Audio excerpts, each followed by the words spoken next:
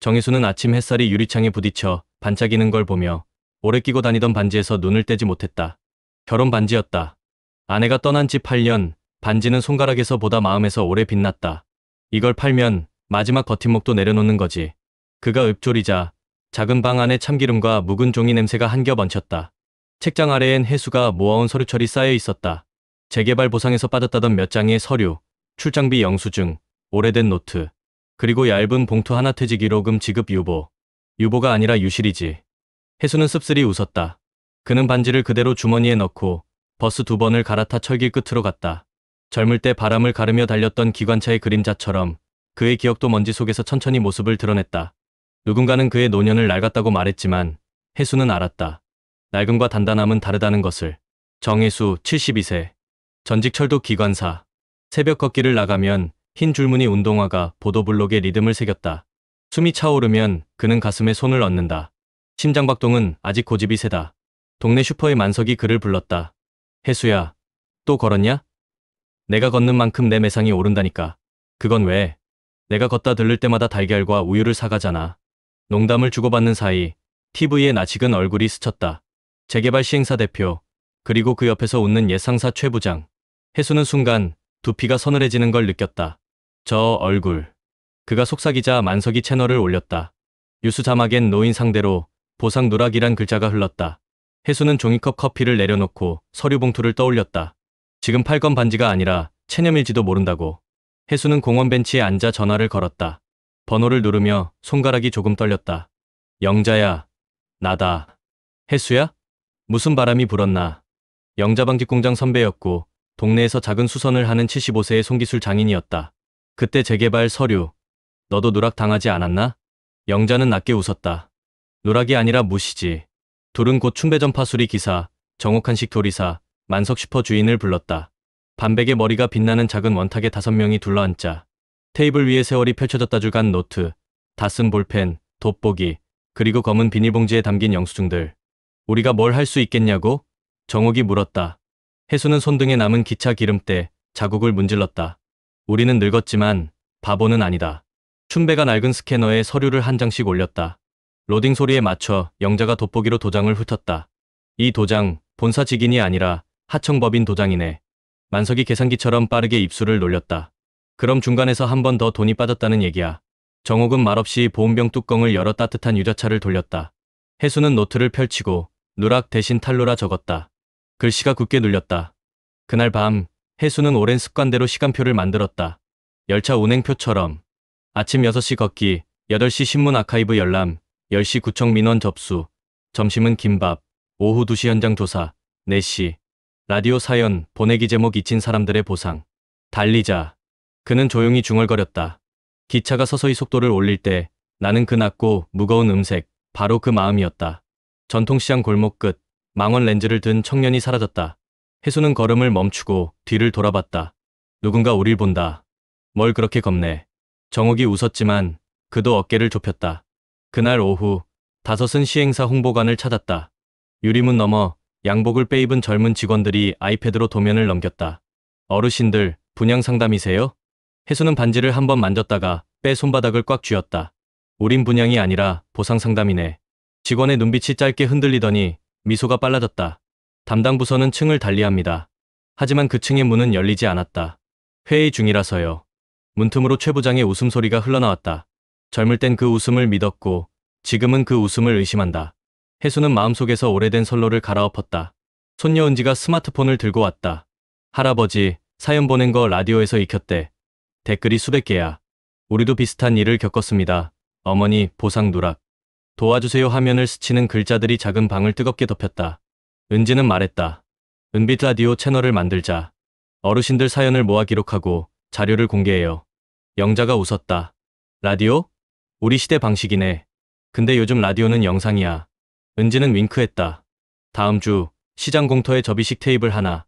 만석 슈퍼에서 빌린 마이크, 춘배가 수리한 스피커, 정옥의 김치전 냄새. 혜수는 첫 방송을 시작했다. 목소리는 낮게 울렸고 단어들은 마치 침묵처럼 정확히 놓였다. 우리는 이름이 있습니다. 삶이 있고 권리가 있습니다. 빼앗긴 것은 돈만이 아닙니다. 존엄입니다. 주름 깊은 손이 마이크를 움켜쥐었다. 저는 이사 갈 때 추가 보상은 다음에란 말만 듣고 서명했어요. 또 다른 노인은 떨리는 목으로 말했다. 문자를 지웠다고요? 그 문자를 제가 인쇄해뒀습니다. 춘배가 휴대폰을 받아 프린터로 연결하자 작게 울리는 기계음과 함께 종이가 뱉어졌다. 흑백 점들의 행렬이 선명한 문장을 이뤘다. 회의 후 흔적 충분해. 해수가 중얼거렸다. 그날 저녁 은빛 라디오 조회수는 만을 넘겼다. 댓글 최상단엔 이런 글이 있었다. 저 기사 내일 다룹니다. 연락 주세요. 박 기자. 그날 밤 해수의 집 문고리에 누군가의 그림자가 스쳤다. 핸드폰 진동이 2번 짧게 울렸다가 멎었다. 해수야, 조심해. 만석이 숨을 고르며 말했다. 슈퍼 앞 벤치에 생전 처음 보는 둘이 앉아있더라. 해수는 대문을 나서며 평소와 똑같은 걸음으로 걷기 시작했다. 걷는 척 귀는 뒤로. 발소리가 2개 일정한 간격으로 따라붙었다. 골목 끝 구두가게 앞에서 해수는 멈추었다. 손가락으로 구두창을 툭툭 치며 옛 이야기를 꺼냈다. 군 시절 야간 경계 근무할 때 말이지. 뒤에서 2 사람이 지나치려던 순간 만석이 코너를 돌며 외쳤다. 해수야. 2 그림자의 흐름이 깨졌다. 그 짧은 어긋남이 위험을 확인할 여지가 되었다. 그날 밤 해수는 서랍에서 반지를 꺼내 다시 손가락에 끼웠다. 마음이 굳을 때는 사랑의 무게가 필요했다. 박 기자가 도착했다. 점지만 눈빛이 성급하지 않았다. 그는 차분히 들었고 물었다. 증거를 체계화해야 합니다. 분류와 타임라인. 해수 일행은 선로 도면처럼 케이스를 배열했다. A라인 문자통화 로그, B라인 서류 도장 계약 흐름, C라인 현장 증언 녹취, 분기점 중간 하청법인 설립 시점. 영자는 서류 구멍 펀치를 사각사각 소리 내며 눌렀다. 내 평생 이렇게 부지런히 구멍 뚫긴 처음이네. 춘배는 중고 카스트 레코더를 꺼냈다. 새 것만이 답은 아니야. 옛날 기술은 오래 버틴다. 그 말에 해수는 고개를 끄덕였다. 오래 버텨온 사람들로 만드는 역전은 오래가는 법이다. 시청 공청회. 최 부장은 가지런한 말투로 시민을 안심시켰다. 법대로, 절차대로 진행했습니다. 해수는 방청석에서 그의 말 사이 무음을 들었다. 너무 매끈한 설명엔 늘 숨긴 골이 있다. 발언 기회가 오자 해수는 마이크를 잡았다. 저는 철기를 닦아온 사람입니다. 선로는 눈앞만 보고 깔지 않습니다. 다음 역을 보고 깝니다. 지금 당신들의 선로는 다음 역이 없습니다. 정옥이 일어나 서류철을 내밀었다. 박 기자가 스크린에 비췄다.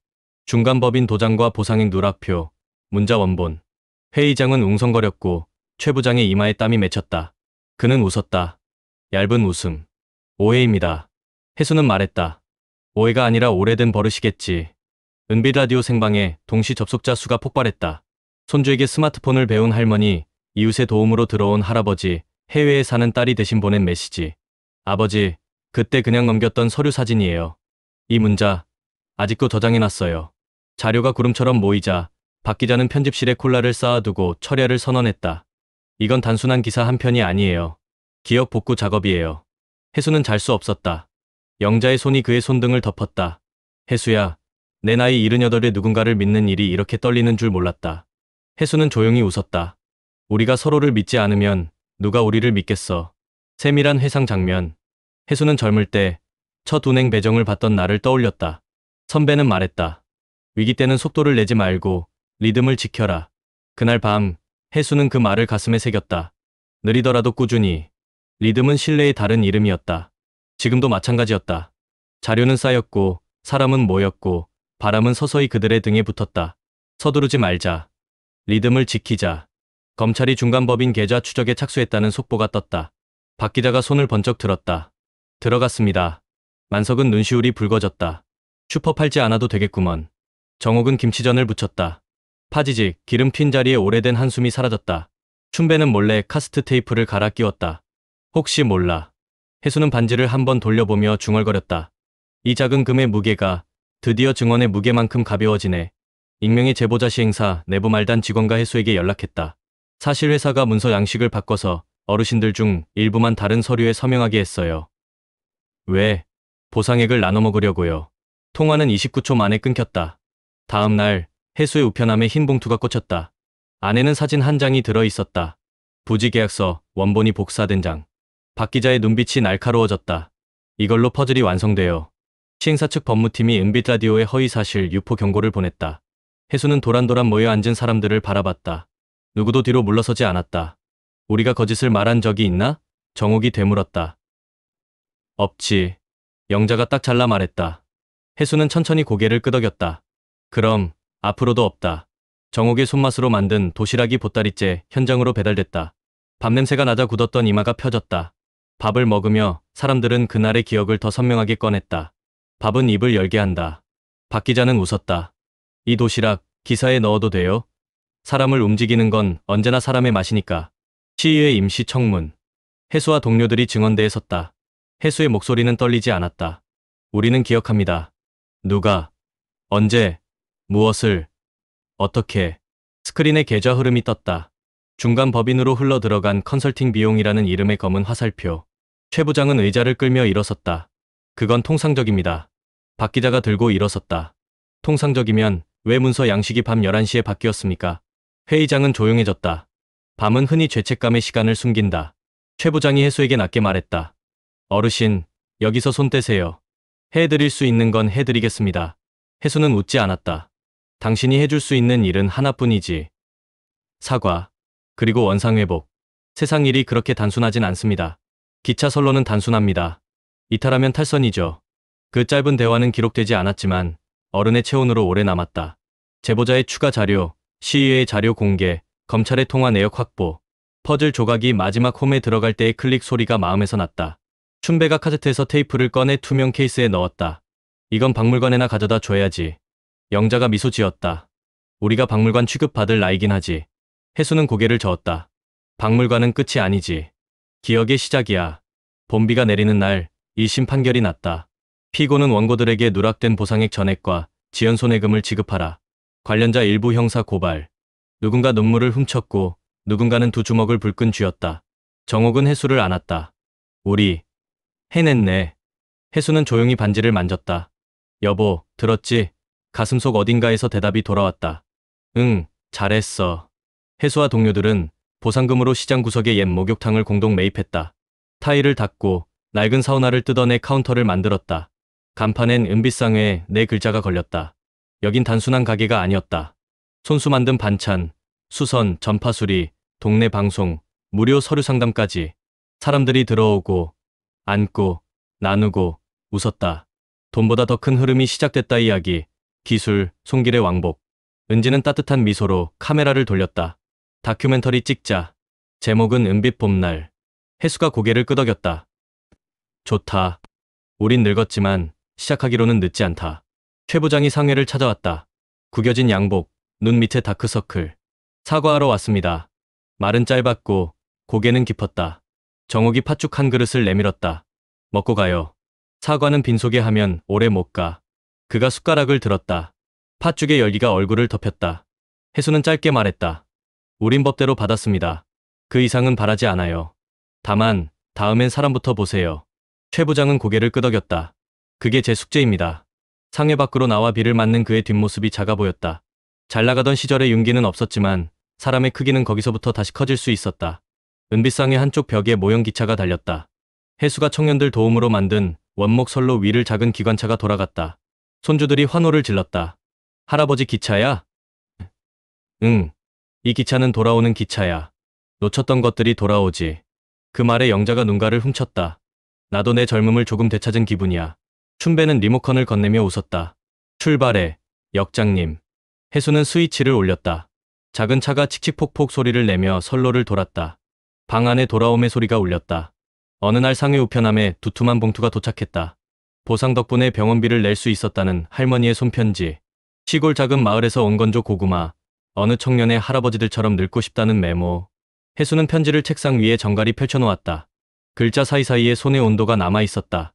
우리가 받은 건 돈이 아니라 자리였어. 그가 말했다. 어떤 자리? 늙어서도 쓸모있는 자리. 은빛상회 1주년.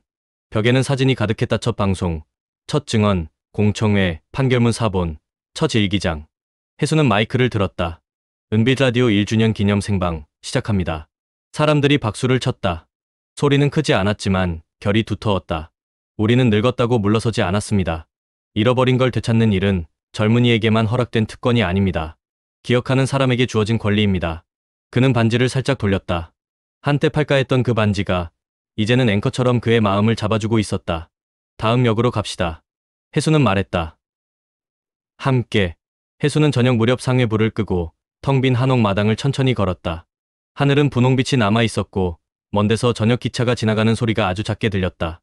그는 눈을 감았다. 젊은 날의 바람 냄새, 철의 매캐함, 아내의 웃음, 손녀의 따뜻한 손, 동네 사람들의 박수 소리. 삶이란 결국 돌아오는 것들의 합이었다. 노년은 끝이 아니었다. 거인의 어깨처럼 다음 사람을 올려놓는 자리였다. 혜수는 문을 닫으며 중얼거렸다. 봄날은 나이 들지 않는다.